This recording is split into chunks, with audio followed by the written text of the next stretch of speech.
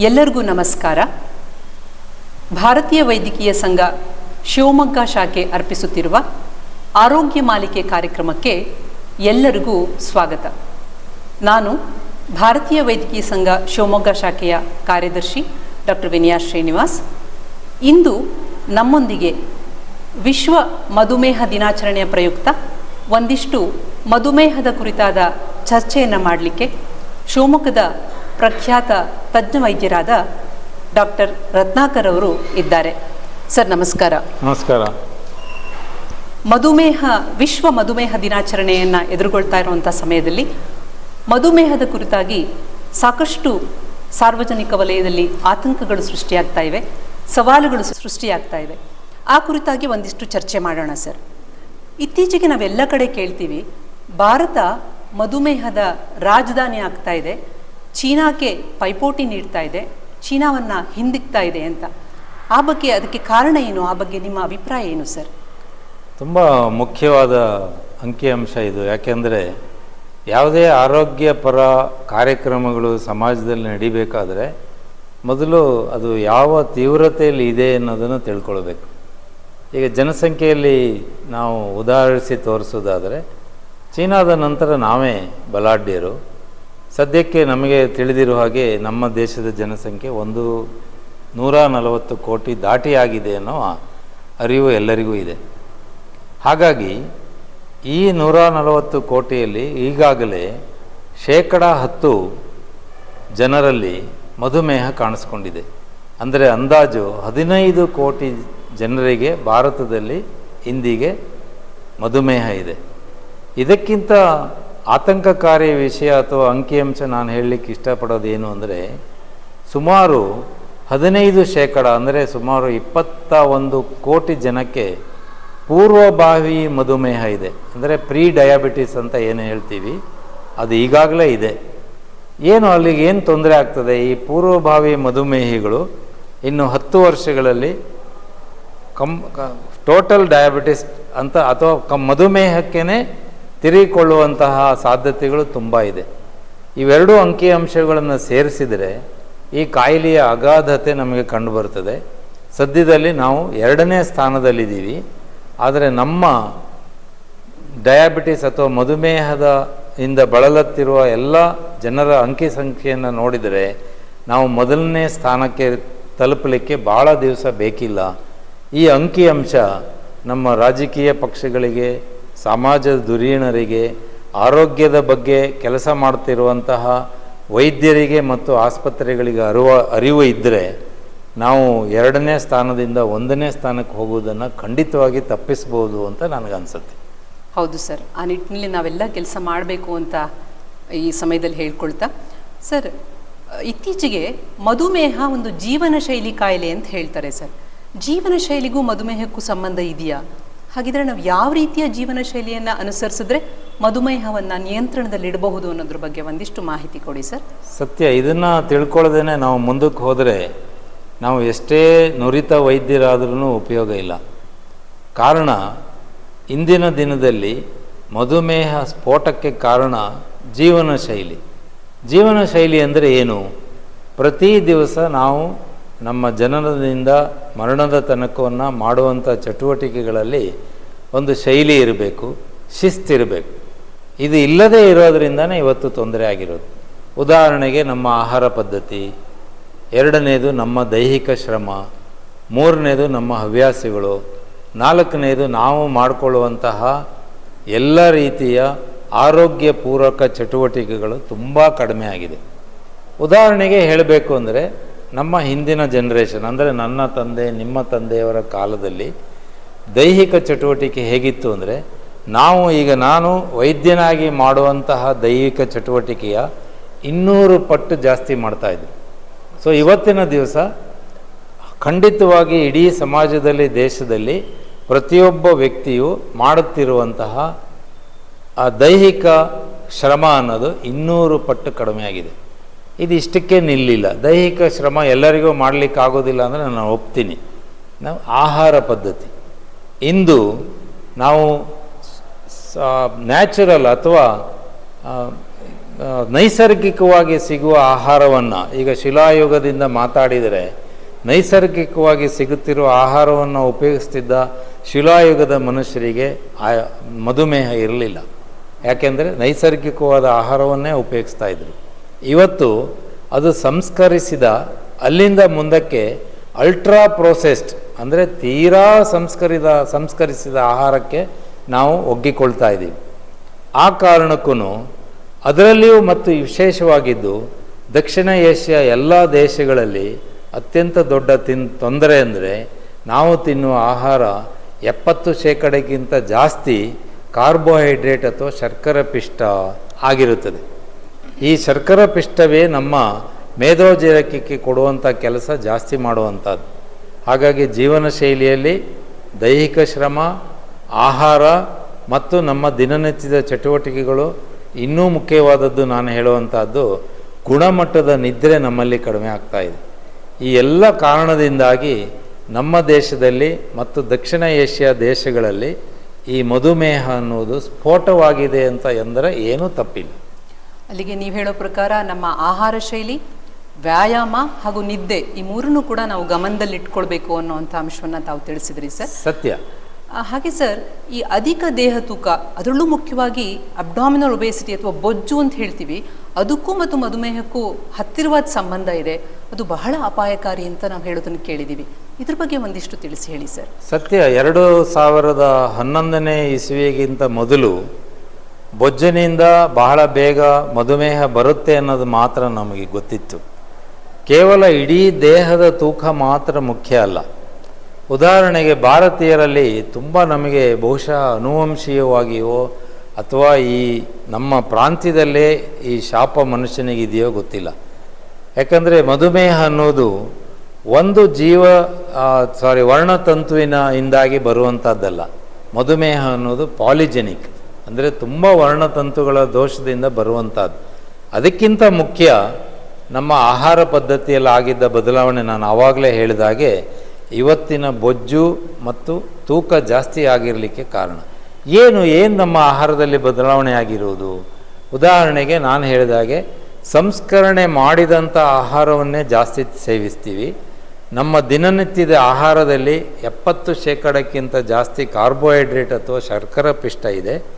ಉದಾಹರಣೆಗೆ ಒಬ್ಬ ಮನುಷ್ಯ ದಿವಸಕ್ಕೆ ಒಂದು ಬಾರಿ ಮಾತ್ರ ಕಾರ್ಬೋಹೈಡ್ರೇಟ್ ಸಮೃದ್ಧ ಆಹಾರವನ್ನು ತಿನ್ನಬೇಕು ಅಂತ ಇದ್ದರೆ ಇವತ್ತು ನಾವು 3 ಬಾರಿ ಅದನ್ನೇ ತಿಂತೀವಿ. ಬೆಳಿಗ್ಗೆನೂ ಅನ್ನ, ಮಧ್ಯಾಹ್ನನೂ ಅನ್ನ, ರಾತ್ರಿನೂ ಅನ್ನ. ಕೆಲವರದು ಹೊರಾತ ಇರ್ತದೆ, ಸರ್ ನಾವು ಅನ್ನನೇ ತಿನ್ನಲ್ಲ, ಬರೀ ಮುದ್ದೆ, ಚಪಾತಿ, ರೊಟ್ಟಿ ತಿಂತೀವಿ ಅಂತ. ಇವು 3 ಎಲ್ಲವೂ ಕಾರ್ಬೋಹೈಡ್ರೇಟ್ಗಳೇ.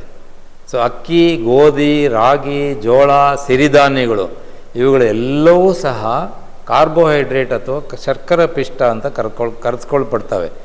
ಸೊ ಪ್ರತಿನಿತ್ಯ 3 ಬಾರಿಯೂ ಇದನ್ನೇ ತಿನ್ನೋದ್ರಿಂದ ಏನಾಯಿತು?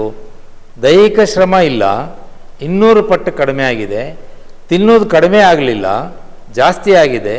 ಸಂಸ್ಕರಿಸಿದ ಆಹಾರದಲ್ಲಿ ಹೈ ಗ್ಲೈಸಿಮಿಕ್ ಇಂಡೆಕ್ಸ್ ಇರುವುದರಿಂದ ನಾವು ತಿಂದ ಕೆಲವೇ ಕ್ಷಣಗಳಲ್ಲಿ, ನಿಮಿಷಗಳಲ್ಲಿ ಅದು ಗ್ಲೂಕೋಸ್ ಆಗಿ ಪರಿವರ್ತಿತವಾಗ್ತದೆ.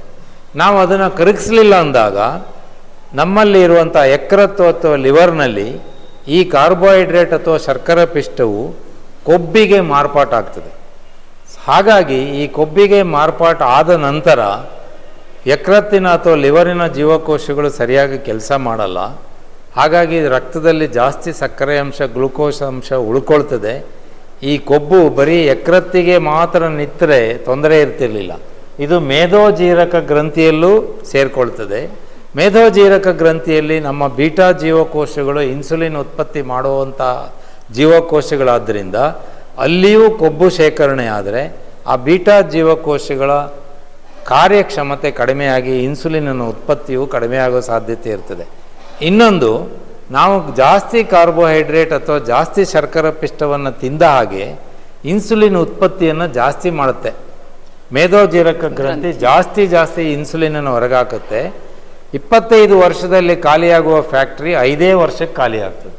ಸೊ ಹಾಗಾಗಿ ಇವತ್ತಿನ ದಿವಸ ಇವೆಲ್ಲ ಕಾರಣಗಳಿಂದ ನಮ್ಮ ದೈಹಿಕ ಶ್ರಮ ಕಡಿಮೆ, ಸಂಸ್ಕರಿಸಿದ ಆಹಾರ, ಈಗ ಅಂತೂ ಸ್ವಿಗ್ಗಿ ಝೊಮ್ಯಾಟೊ ಈ ಕಂಪನಿಯವರು ನನಗೆ ಬಂದು ಹೊಡೆದ್ರು ಫೋನ್ ಕಾಲಿಗೆ ಅಥವಾ ದೂರವಾಣಿಗೆ ಕರೆಗೆ ನಿಮ್ಮ ಮನೆಗೆ ನಿಮ್ಮ ಡೈನಿಂಗ್ ಟೇಬಲಿಗೆ ಬಂದು 10 ನಿಮಿಷದಲ್ಲಿ ಕೂರ್ತದೆ. ಸೊ ನೀವು ಅಡುಗೆ ಮನೆಯಲ್ಲೂ ದೈಹಿಕ ಶ್ರಮ ಮಾಡಲ್ಲ, ತಿನ್ನುವಾಗಲೂ ನೈಸರ್ಗಿಕವಾಗಿ ಸಿಗುವಂಥ ಆಹಾರ ತಿನ್ನಲ್ಲ, ಜಾಸ್ತಿ ಸಂಸ್ಕರಿಸಿದ ಆಹಾರವನ್ನೇ ತಿಂತೀರಿ, ಕಾರ್ಬೋಹೈಡ್ರೇಟನ್ನು ಜಾಸ್ತಿ ಮಾಡ್ಕೊಂಡಿದ್ದೀವಿ. ಇವೆಲ್ಲ ಕಾರಣಕ್ಕೆ ಬೀಟಾ ಜೀವಕೋಶಗಳು ಅಂದರೆ ಇನ್ಸುಲಿನ್ ಉತ್ಪತ್ತಿ ಮಾಡಬೇಕಾದ ಬೀಟಾ ಜೀವಕೋಶಗಳು ಒಂದು ತುಂಬ ಬೇಗ ಸೋಲ್ತವೆ, ಇಲ್ಲ ಅವುಗಳ ಕಾರ್ಯಕ್ಷಮತೆ ಇನ್ಸುಲಿನಿನ ಕಾರ್ಯಕ್ಷಮತೆ ಕಡಿಮೆ ಆಗ್ತದೆ. ಬೊಜ್ಜು ಜಾಸ್ತಿ ಆದಾಗೆ ಅದು ನೀವು ಹೇಳಿದಾಗೆ ದೇಹದ ಹೊರಗೆ ಅಥವಾ ಚರ್ಮದ ಅಡಿಯಲ್ಲಿ ಡಿಪಾಸಿಟ್ ಆಗಿರುವ ಕೊಬ್ಬಿಗಿಂತ ಅಂಗಾಂಶಗಳಲ್ಲಿ ಅಂದರೆ ದೇಹದ ಅಂಗಾಂಶಗಳಲ್ಲಿ ಶೇಖರಣೆಯಾದ ಬೊಜ್ಜು ತುಂಬ ಅಪಾಯಕಾರಿ. ವಿಸರಲ್ ಫ್ಯಾಟ್ ಅಂತ ನೀವೇನು ಹೇಳಿದ್ರಿ, ಇದೊಂದು ಅತ್ಯಂತ ದೊಡ್ಡ ವೈರಿ. ಇದೇನು ಮಾಡ್ತದೆ, ನಿಮ್ಮ ದೇಹದಲ್ಲಿ ಇನ್ಸುಲಿನ್ ಇದೆ ಆದರೆ ಕೆಲಸ ಮಾಡಲಿಕ್ಕೆ ಬಿಡೋದಿಲ್ಲ. ಅಂದರೆ ಇನ್ಸುಲಿನ್ ಸೆನ್ಸಿಟಿವಿಟಿ ಅಂತ ಇನ್ಸುಲಿನಿನ ಕಾರ್ಯಕ್ಷಮತೆ ಕಡಿಮೆ ಆಗ್ತಾ ಒಂದು ದಿವಸ ನಾವೆಲ್ಲರೂ ಮಧುಮೇಹಿಗಳಾಗ್ತೀವಿ. ಇದು ಚಿಕ್ಕ ಮಕ್ಕಳಲ್ಲಿ, ಇನ್ನೂ ಕಾಲೇಜು ವಿದ್ಯಾಭ್ಯಾಸ ಮಾಡುತ್ತಿರುವಂಥ ಮಕ್ಕಳಲ್ಲಿ ಕಾಣಿಸ್ಕೊಳ್ತಾ ಇರೋದು ತುಂಬ ಅಪಾಯಕಾರಿ. ಅದಕ್ಕೆ ಕಾರಣ ಎಲ್ಲರಿಗೂ ಗೊತ್ತಿರ್ತದೆ, ತಂದೆ ತಾಯಿಯಂದರಿಗೆ ಪೋಷಕರಿಗೆ ಸಹ ಗೊತ್ತಿರ್ತದೆ. ಶಾಲೆಗಳಲ್ಲಿ ಕಾಲೇಜುಗಳಲ್ಲಿ ಇದನ್ನು ಅರಿವು ಮೂಡುವಂಥ ಪ್ರಯತ್ನಗಳನ್ನು ಮಾಡ್ತಿದ್ದಾರೆ. ಆದರೆ ಅದೆಲ್ಲವನ್ನೂ ಮೀರಿ ಈ ಮಧುಮೇಹವನ್ನು ಮುಂದೆ ಹೋಗುತ್ತಾ ಇರೋದು ಮುಖ್ಯವಾದ ಕಾರಣ ಚಿಕ್ಕ ವಯಸ್ಸಿನಲ್ಲಿ ಅಥವಾ ವಯಸ್ಕರಲ್ಲಿಯೂ ಸಹ ಕಾಣಿಸಿಕೊಳ್ಳುವಂತಹ ಅತಿ ದೇಹದ ತೂಕ ಅಥವಾ ಬೊಜ್ಜು ಅನ್ನೋದು ಖಂಡಿತವಾಗಿ ಪುರಾವೆಗಳಿಂದ ಕಂಡುಹಿಡಿಯಲ್ಪಟ್ಟಿದೆ. ಅಲ್ಲಿಗೆ ನೀವು ಹೇಳೋ ಪ್ರಕಾರ ನಾವು ನಮ್ಮ ಆಹಾರದಲ್ಲಿ ಕಾರ್ಬೋಹೈಡ್ರೇಟ್ ಅಂಶವನ್ನು ಕಡಿಮೆ ಮಾಡಿಕೊಳ್ಬೇಕು, ಆದಷ್ಟು ನೈಸರ್ಗಿಕ ಆಹಾರ ಸಂಸ್ಕರಿಸಿದ ಆಹಾರಗಳನ್ನು ನಿಲ್ಲಿಸಬೇಕು ಅನ್ನೋ ಥರನೇ ತಾವು ಹೇಳ್ತಾ ಇದ್ದೀರಾ ಸರ್. ಸರಿ ಸರ್, ಇತ್ತೀಚೆಗೆ ನಾವು ಎಲ್ಲ ಕಡೆ ಜಾಹೀರಾತಿನಲ್ಲಿ ನೋಡ್ತೀವಿ ಮಧುಮೇಹವನ್ನು ಸಂಪೂರ್ಣವಾಗಿ ಗುಣಪಡಿಸಬಹುದು ಅಂತ. ಹಿಂದೆ ಇದ್ದೇನು ಅಂತಂದರೆ ಮಧುಮೇಹವನ್ನು ಕೇವಲ ನಿಯಂತ್ರಿಸಬಹುದು, ಸಂಪೂರ್ಣವಾಗಿ ಗುಣಪಡಿಸ್ಲಿಕ್ಕೆ ಆಗಲ್ಲ ಅಂತ ಇದ್ರು. ಆದರೆ ಈಗ ಜಾಹೀರಾತುಗಳು ಆ ರೀತಿ ಹೇಳ್ತಾ ಇವೆ. ಕೆಲವರು ಅದನ್ನು ನಂಬ್ಕೊಂಡು ಅದರಿಂದ ಹೋಗ್ತಾ ಇದ್ದಾರೆ ಕೂಡ. ಇಂಥವ್ರಿಗೆ ನಿಮ್ಮ ಎಚ್ಚರಿಕೆಯ ಮಾತು ಏನು ಸರ್? ಇದು ಇಡೀ ನಮ್ಮ ಮಾತುಕತೆಯಲ್ಲಿ ತುಂಬ ಉತ್ತಮವಾದ ಮತ್ತು ಅವಶ್ಯವಾದ ಪ್ರಶ್ನೆ. ಯಾಕೆಂದರೆ ಇವತ್ತಿನ ಎಲ್ಲ ಕಾಯಿಲೆಗಳನ್ನು ವಾಸಿ ಮಾಡ್ತೀವಿ ಅನ್ನುವ ಜಾಹೀರಾತು ವಾಟ್ಸಪ್ ಯೂನಿವರ್ಸಿಟಿನಲ್ಲಿ ಪ್ರತಿ ನಿಮಿಷನೂ ಬರುತ್ತೆ. ನೀವು ಯೂಟ್ಯೂಬ್ಗೆ ಹೋದರೆ ಸಿಗ್ತದೆ, ವಾಟ್ಸಪ್ನಲ್ಲಿ ದಿನಾ ಮೆಸೇಜ್ ಬರ್ತದೆ. ಒಂದು ಕೆಲವು ವಾರಗಳ ಹಿಂದೆ ನನ್ನ ಹೆಂಡತಿನೇ ನನಗೊಂದು ಮೆಸೇಜ್ ಕಳಿಸಿದ್ದು, ಭಾರತದಲ್ಲಿ ಇನ್ನು ಮುಂದೆ ಮಧುಮೇಹ ಇರುವುದಿಲ್ಲ, ಖಂಡಿತವಾಗಿ ವಾಸಿ ಮಾಡುವಂತಹ ಆ ಕ್ರಮವನ್ನು ಒಬ್ಬ ವೈದ್ಯರು ಕಂಡುಹಿಡಿದಿದ್ದಾರೆ ಅಂತ. ನನಗೆ ದಿಗಿಲಾಯಿತು. ನನ್ನ ಹೆಂಡತಿಯೇ ಇದನ್ನು ನೋಡಿದ ಮೇಲೆ ಇನ್ನು ಜನಸಾಮಾನ್ಯರು ನೋಡಿ ನಂಬದೇ ಇರ್ತಾರಾ? ಖಂಡಿತವಾಗಿ ಅಪಾಯಕಾರಿ ನಂಬಿಕೆ. ಕಾರಣ, ಮಧುಮೇಹಕ್ಕೆ ಕಾರಣ ಇಡೀ ಪ್ರಪಂಚದಲ್ಲಿ ಎರಡೇ. ಒಂದು ಇನ್ಸುಲಿನಿನ ಕೊರತೆ, ಎರಡನೇದು ಇನ್ಸುಲಿನಿನ ಕಾರ್ಯಕ್ಷಮತೆ ಅಥವಾ ಸೆನ್ಸಿಟಿವಿಟಿ ಅನ್ನೋದು ಕಡಿಮೆ ಆಗಿರುವುದು, ಇಲ್ಲ ಮೂರನೇದು ಇದು ಎರಡೂ ಇರುವಂಥದ್ದು. ಒಬ್ಬ ರೋಗಿಯಲ್ಲಿ ಕಾರ್ಯಕ್ಷಮತೆಯೂ ಕಡಿಮೆ ಇರ್ಬೋದು, ಇನ್ಸುಲಿನ್ನ ಕೊರತೆ ಇರ್ಬೋದು, ಎರಡೂ ಇರ್ಬೋದು. ಹೀಗಿದ್ದಾಗ ರಕ್ತ ಪರೀಕ್ಷೆಯ ಅಂಕಿಅಂಶಗಳನ್ನು ನೋಡಿ ನೀವು ಮಧುಮೇಹಿ ಅಂತ ಗುರುತಿಸ್ತೀವಿ. ಒಮ್ಮೆ ಗುರುತಿಸಿದ ಮೇಲೆ ವಾಸಿಯಾಗುತ್ತೆ ಅನ್ನುವ ಕನಸು ಕಾಣುವವರಿಗೆ ಖಂಡಿತವಾಗಿ ನಿರಾಶೆ. ಇದು ಕಳೆದ 5 ವರ್ಷಗಳಿಂದ ನಡೆದು ಬರ್ತಾ ಇರುವಂತಹ ಒಂದು ಪ್ರಕ್ರಿಯೆ. ಇದನ್ನು ನಾನಂತೂ ಒಪ್ಪಲ್ಲ, ಎಷ್ಟು ಮಂದಿ ವೈದ್ಯರು ಒಪ್ತಾರೆ ನನಗೆ ಗೊತ್ತಿಲ್ಲ. ಇದರ ಬದಲಿಗೆ ಇನ್ನೊಂದು ಜ್ಞಾನ ಬಂದಿದೆ. ನನಗೆ ತುಂಬ ಖುಷಿಯಂಥ ವಿಚಾರ ಅದು. Reversal of diabetes is not possible. Reversal ಅನ್ನುವ ಶಬ್ದವೇ ತಪ್ಪು. ರಿವರ್ಸಲ್ ಅಂದ ತಕ್ಷಣ ವಾಸಿ ಅನ್ನುವ ಅರ್ಥವನ್ನೇ ಜನ ಮಾಡ್ಕೊಳ್ತಾರೆ. ಇದರ ಬದಲಿಗೆ ರೆಮಿಷನ್ ಅಥವಾ ಉಪಶಮನ ಅನ್ನುವ ಶಬ್ದವನ್ನು ಇವತ್ತಿನ ದಿವಸ ಬಳಸ್ತಾ ಇದ್ದಾರೆ. ಕಳೆದ 4-5 ವರ್ಷದಿಂದ ಇದು ಜನಪ್ರಿಯ ಆಗ್ತಾ ಇದೆ. ಇದು ಕೆಲವು ಪಂಗಡದವರಲ್ಲಿ ಮಾತ್ರ ಸಾಧ್ಯ.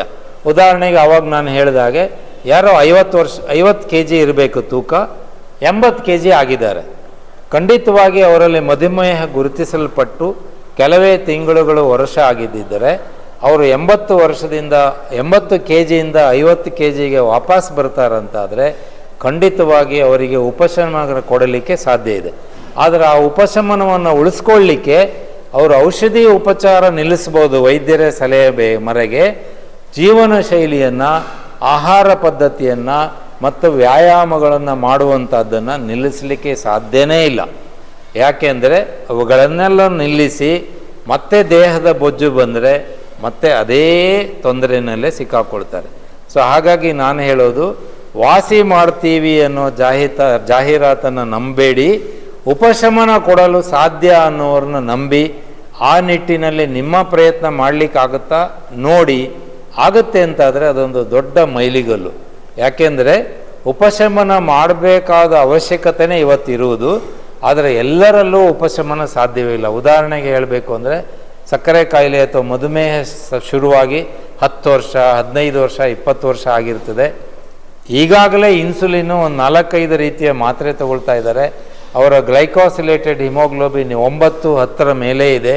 ಅವರು ಉಪಶಮನ ಅಥವಾ ರಿವರ್ಸಲ್ ಅಥವಾ ವಾಸಿ ಮಾಡುವ ಕನಸನ್ನೇ ಕಾಣಬಾರ್ದು. ಈಗ ನಾನು ಈ ಹಿಂದೆ ಹೇಳಿದಾಗೆ ಇತ್ತೀಚೆಗೆ ಶುರುವಾಗಿದೆ, ಇನ್ನೂ ಪ್ರಾರಂಭದ ಹಂತ. ತೂಕ ಮಾತ್ರ ಜಾಸ್ತಿ ಇದೆ ಅಂಥವರಿಗೆ ಖಂಡಿತವಾಗಿ ತೂಕ ಇಳಿಸುವ ಮೂಲಕ ಉಪಶಮನವನ್ನು ಕೊಡ್ಬೋದು, ಔಷಧಿಯ ಪ್ರಮಾಣವನ್ನು ಕಡಿಮೆ ಮಾಡ್ಬೋದು. ಆದರೆ ವಾಸಿ ಮಾಡ್ತೀವಿ ಅನ್ನುವ ಯಾವುದೇ ಜಾಹೀರಾತವನ್ನು ದಯವಿಟ್ಟು ನಂಬೇಡಿ ಅನ್ನೋದು ಕಳಕಳಿಯ ಮಾತು.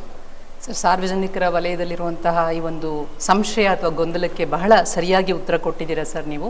ಅಲ್ಲಿಗೆ ನೀವು ಹೇಳೋ ಪ್ರಕಾರ ಆರಂಭಿಕ ಹಂತಗಳಲ್ಲಿದ್ದಂಥ ಡಯಾಬಿಟಿಸ್ ಅಥವಾ ಮಧುಮೇಹಿಗಳು ಒಂದಿಷ್ಟು ಜೀವನ ಶೈಲಿ, ಆಹಾರ ಶೈಲಿನಲ್ಲಿ ಬದಲಾವಣೆ ಮಾಡಿಕೊಂಡ್ರೆ ಖಂಡಿತ ಉಪಶಮನ ಸಾಧ್ಯವಿದೆ. ಇದಕ್ಕೆ ಇನ್ನೂ ಪೂರಕವಾಗಿ ಕೆಲವು ಮಾಹಿತಿ ಅಂದರೆ, ಕೊರೋನಾ ಸಂದರ್ಭದಲ್ಲಿ ಕೆಲವರಿಗೆ ಡಯಾಬಿಟಿಸ್ ಬಂತು, ಮಧುಮೇಹ ಬಂತು. ಅದರಲ್ಲಿ ಕೆಲವರಿಗೆ ಸ್ಟೀರಾಯ್ಡ್ ಬಳಕೆಯಿಂದ ಬಂತು, ಕೆಲವರಿಗೆ ಆ ವೈರಸ್ ಮೇಧೋಜೀರಕ ಗ್ರಂಥಿಯ ಬೀಟಾ ಜೀವಕೋಶಗಳನ್ನು ಅಪಾಯಕಾರಿ ಮಟ್ಟಕ್ಕೆ ಮುಟ್ಟಿಸಿದ್ರಿಂದ ಬಂತು. 6 ತಿಂಗಳ ನಂತರ ಸ್ಟೀರಾಯ್ಡ್ ನಿಲ್ಲಿಸಿದವರಿಗೆಲ್ಲರಿಗೂ ಎಲ್ಲರಿಗೂ ಅಂದರೆ ಹೆಚ್ಚಿನವರಿಗೆ ಸಕ್ಕರೆ ಕಾಯಿಲೆ ವಾಸಿಯಾಯಿತು ಅಥವಾ ಉಪಶಮನ ಆಯಿತು ಅಂತ ಹೇಳ್ಬೋದು. ಏನೂ ಸ್ಟೀರಾಯ್ಡ್ ಬಳಕೆ ಮಾಡದೇನೆ ಕೊರೋನಾದಿಂದ ಮಾತ್ರ ಕೆಲವರಿಗೆ ಮಧುಮೇಹ ಬಂದವರು ಸಹ ಉಪಶಮನಕ್ಕೆ ಒಳಪಟ್ಟಿದ್ದಾರೆ. ಇನ್ನೂ ಒಂದು ನೈಸರ್ಗಿಕವಾಗಿ ಉದಾಹರಣೆ ಕೊಡಬೇಕಂದ್ರೆ ಗರ್ಭಿಣಿಯಲ್ಲಿ ಬರುವಂತಹ ಜೆಸ್ಟೇಷನಲ್ ಡಯಾಬಿಟಿಸ್, ಅದು ಸಹ ಟೆಂಪರರಿ. ಡೆಲಿವರಿ ಅಥವಾ ಹೆರಿಗೆಯಾದ ಮುಂದಿನ ಕ್ಷಣದಲ್ಲಿ ನೀವು ರಕ್ತ ಪರೀಕ್ಷೆ ಮಾಡಿದರೆ ಸಕ್ಕರೆಯೇ ಇರುವುದಿಲ್ಲ.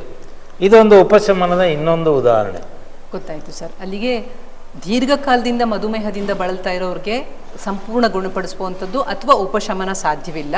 ಯಾರು ಆರಂಭಿಕ ಹಂತದಲ್ಲಿರ್ತಾರೆ ಅಂಥವ್ರಿಗೆ ಆದರೂ ಕಟ್ಟುನಿಟ್ಟಾದ ಜೀವನ ಶೈಲಿ, ಆಹಾರ ಶೈಲಿ, ವ್ಯಾಯಾಮ ಅವುಗಳನ್ನು ಅವರು ಅನುಸರಿಸಿದ್ರೆ ಖಂಡಿತ ಉಪಶಮನ ಸಾಧ್ಯ ಅನ್ನುವಂಥ ಒಂದು ಒಳ್ಳೆಯ ಸಂದೇಶವನ್ನು ತಾವು ಕೊಟ್ರಿ ಸರ್. ಈಗ ನಾವು ನವೆಂಬರ್ 14ರಂದು ಪ್ರತಿ ವರ್ಷ ವಿಶ್ವ ಮಧುಮೇಹ ದಿನಾಚರಣೆ ಅಂತ ಹೇಳಿ ಆಚರಿಸ್ತೀವಿ. ಈ ಸಂದರ್ಭದಲ್ಲಿ ನಮ್ಮ ಸಾರ್ವಜನಿಕರಿಗೆ ನಿಮ್ಮ ಕಿವಿ ಮಾತು ಏನು ಅಂತ ಕೇಳ್ಬೋದಾ ಸರ್? ಇದು ತುಂಬ ಕಷ್ಟದ ಪ್ರಶ್ನೆ. ಯಾಕೆಂದರೆ ಪ್ರತಿದಿನ ನಾವು ಕಿವಿ ಮಾತುಗಳನ್ನು ಹೇಳಿನೇ ಪ್ರತಿಯೊಬ್ಬ ರೋಗಿಯನ್ನು ನೋಡುವಂಥದ್ದು. ಅದು ಜ್ವರ ಇರಲಿ, ಸಕ್ಕರೆ ಕಾಯಿಲೆ ಇರಲಿ, ಹೈ BP ಇರಲಿ, ಏನೇ ಇದ್ರೂ ಕಿವಿ ಮಾತನ್ನು ಹೇಳಿ ಕಳಿಸ್ತೀವಿ. ಇಂಥ ಅಗಾಧವಾದ ಒಂದು ಕಾಯಿಲೆಗೆ ಕೆಲವೇ ಮಾತುಗಳಲ್ಲಿ ಹೇಳೋದು ಕಷ್ಟ. ಆದರೂ ಒಂದು ಪ್ರಯತ್ನ ಮಾಡ್ತೇನೆ ನಾನು. ಯಾಕೆಂದರೆ ನೀವು ಹೇಳಿದಾಗೆ ನಾಳೆ ಎಲ್ಲ ನಾಡಿದ್ದು ನಮ್ಮ ವಿಶ್ವ ಮಧುಮೇಹ ದಿನಾಚರಣೆ. ಇದು ಸೆಲೆಬ್ರೇಷನ್ ಅಲ್ಲ, ಸಾರ್ವಜನಿಕರು ಅರ್ಥಕೊಳ್ಬೇಕು. ಇದು ಯಾವುದೇ ರೀತಿಯ ಸಂಭ್ರಮಾಚರಣೆಯೇ ಅಲ್ಲ. ಉದಾಹರಣೆಗೆ ಈ ವರ್ಷದ ಥೀಮ್ ಏನು WHO ಅಥವಾ ವಿಶ್ವ ಆರೋಗ್ಯ ಸಂಸ್ಥೆ ಹೊರಡಿಸಿರೋದು ಏನು ಅಂದರೆ, breaking the barrier, bridging the gap. ಇದು ಇಂಗ್ಲೀಷ್ನಲ್ಲಿರುವಂಥದ್ದು. ಇದನ್ನು ಕನ್ನಡೀಕರಿಸಿದರೆ ತುಂಬ ಮಧುಮೇಹ ನಿಯಂತ್ರಣಕ್ಕೆ ವೈಯಕ್ತಿಕವಾಗಿ, ಸಾರ್ವಜನಿಕವಾಗಿ, ಆರೋಗ್ಯ ವಲಯದಲ್ಲಿ ತುಂಬ ಬ್ಯಾರಿಯರ್ಸ್ ಇದ್ದಾವೆ, ಅಂದರೆ ತಡೆಗೋಡೆಗಳಿದ್ದಾವೆ. ಸೊ ಹಾಗಾಗಿ ಈ ಬ್ರೇಕಿಂಗ್ ದಿ ಬ್ಯಾರಿಯರ್ಸ್, ಈ ಎಲ್ಲ ಅಡೆತಡೆಗಳು ನಿವಾರಣೆ ಆಗಿ ಬ್ರಿಡ್ಜಿಂಗ್ ದಿ ಗ್ಯಾಪ್, ಪ್ರತಿಯೊಬ್ಬ ಮಧುಮೇಹಿಗೂ ಈ ಗ್ಯಾಪ್ ಅಥವಾ ಏನು ಅಡೆತಡೆ ಗೋಡೆಗಳನ್ನು ಬ್ರೇಕ್ ಮಾಡಲಿಕ್ಕೆ ಅಥವಾ ನಿವಾರಣೆ ಮಾಡಲಿಕ್ಕೆ ಅವಶ್ಯಕವಾದ ಅನುಭವ ಮತ್ತು ಜ್ಞಾನವನ್ನು ಕೊಡಬೇಕು. ಮಧುಮೇಹವನ್ನು ಹೇಗೆ ನಿಯಂತ್ರಿಸ್ಕೋಬೇಕು, ಸ್ವಯಂ ನಿಯಂತ್ರಣ ಏನೇನು ಮಾಡಬೇಕು, ಅವರ ಕಾಳಜಿಯನ್ನು ಅವರೇ ಹೇಗೆ ಮಾಡಬೇಕು, ಕುಟುಂಬ ವ್ಯವಸ್ಥೆಯಲ್ಲಿ ಎಷ್ಟು ಪೂರಕವಾಗಿ ಸಹಾಯ ನಡೀತಾ ಇದೆ, ಇವುಗಳನ್ನೆಲ್ಲ ಅರ್ಥಕೋಬೇಕು. ಇನ್ನೂ ಸುಲಭವಾಗಿ ಹೇಳಬೇಕು ಅಂದರೆ, ಯಾರನ್ನೇ ಕೇಳಿದ್ರೂ ಸಹ ಸರ್ ನಾನು ಕಡಿಮೆನೇ ತಿನ್ನೋದು ಅಂತಾರೆ. ನಾನು ಹೇಳೋದು, ಆ ಕಡಿಮೆಯಲ್ಲಿ ಇನ್ನೂ ಸ್ವಲ್ಪ ಕಡಿಮೆ ಮಾಡಿ ಜೀವನ ಶೈಲಿಯನ್ನು ಬದಲಾಯಿಸಿಕೊಳ್ಳುವಂತಹ ಶಾರೀರಿಕ ಚಟುವಟಿಕೆಗಳನ್ನು ನಿಮಗೆ ಅವಶ್ಯಕತೆ ಇರುವ ಅಥವಾ ಸಾಧ್ಯ ಇರುವ ವ್ಯಾಯಾಮವನ್ನು ಮಾಡಿ, ವೈದ್ಯರ ಸಲಹೆಯನ್ನು ನಿಯಮಿತವಾಗಿ ಮತ್ತು ನಿಯತ ಕಾಲದಲ್ಲಿ ಹೋಗಿ ಪರೀಕ್ಷೆಗೆ ಒಳಪಡಿಸಿಕೊಂಡು ತಳಹದಿ ಅಥವಾ ಹಸ್ತುಬದ್ದಿನಲ್ಲಿ ಕಾಯಿಲೆ ಇದೆ ಅನ್ನೋದನ್ನು ನಿರ್ಧರಿಸಿಕೊಳ್ಳಿ. ಇವೆಲ್ಲದಕ್ಕಿಂತ ಅಪಾಯದ ಇವತ್ತಿನ ಪರಿಸ್ಥಿತಿ ಅಂದರೆ ಕ್ವಾಲಿಟಿ ನಿದ್ರೆ ಅಥವಾ ಗುಣಮಟ್ಟದ ನಿದ್ರೆ.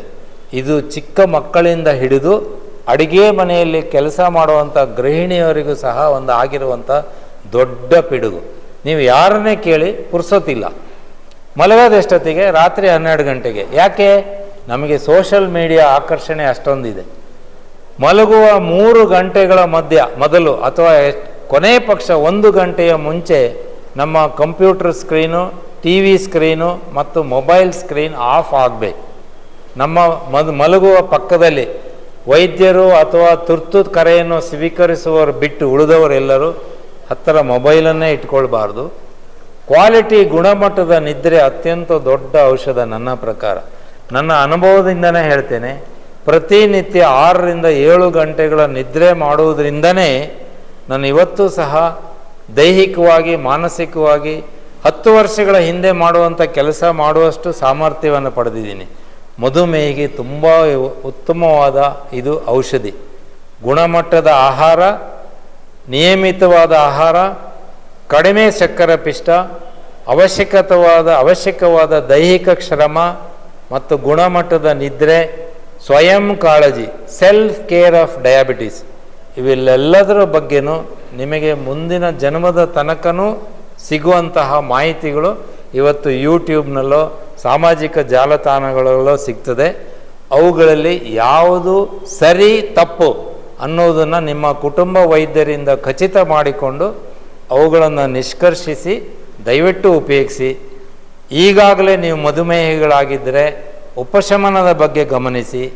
ಈಗಾಗಲೇ ನೀವು ಪ್ರೀ ಡಯಾಬಿಟಿಕ್ ಪೂರ್ವಭಾವಿ ಮಧುಮೇಹಿಗಳಾಗಿದ್ದರೆ ಅದನ್ನು 10 ವರ್ಷ 20 ವರ್ಷ ಮುಂದುವರಿಸಲಿಕ್ಕಾಗುತ್ತಾ, ಪೋಸ್ಟ್ಪೋನ್ ಮಾಡಲಿಕ್ಕಾಗುತ್ತಾ ನೋಡಿ. ಅಥವಾ ನಿಮ್ಮ ವಂಶಾವಳಿಯಲ್ಲಿ ಮಧುಮೇಹ ಇದ್ದರೆ ನನಗಿದು ಬರಕೂಡುವುದು ಅನ್ನುವ ಛಲ ಹೊತ್ತು ನಿಮ್ಮ ವೈದ್ಯರಿಂದ ಸಲಹೆ ಪಡೆದು ತುಂಬ ಚೆನ್ನಾಗಿ ಬಾಳಿ ಅಂತ ಹಾರೈಸ್ತಾ, ನನಗೆ ಈ ಅವಕಾಶ ಕೊಟ್ಟ ಶಿವಮೊಗ್ಗದ ವೈದ್ಯಕೀಯ ಸಂಘ, ಇಂಡಿಯನ್ ಮೆಡಿಕಲ್ ಅಸೋಸಿಯೇಷನ್ ಭಾರತೀಯ ವೈದ್ಯ ಸಂಘದ ಎಲ್ಲ ಪದಾಧಿಕಾರಿಗಳಿಗೆ ಮತ್ತು ತಮಗೆಲ್ಲರಿಗೂ ಮತ್ತೊಮ್ಮೆ ವಂದಿಸಿ ನನ್ನ ಮಾತನ್ನು ಮುಗಿಸ್ತೀನಿ. ನಮಸ್ಕಾರ.